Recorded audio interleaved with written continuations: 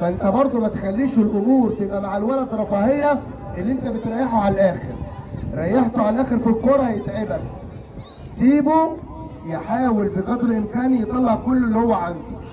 ايه اللي هو عنده؟ اللي هو انت ما تقولوش عايز جزمه كوره جديده تقول له انا هجيب لك احدث حاجه، هوفر لك مش عارف ايه وهجيب لك ايه. طب انت فين الطموح اللي هو يعمله؟ فين الطموح؟ مفيش طموح. انت سهلت له كل حاجه. عشان كده لعيب كره القدم تصرف وعايزه مصاريف وعايزه تكاليف الوقت غير زمان. كل جيل وليه زمانه. بس انت برضه خليه يحافظ على نفسه، اكل كويس، يلتزم في الصلاه، نوم بدري، يبقى مجتهد في دراسته، يبقى عارف ان كره القدم ده حياته. على فكره يا جماعه كره القدم بقت مهنه زي اي مهنه بتتعمل.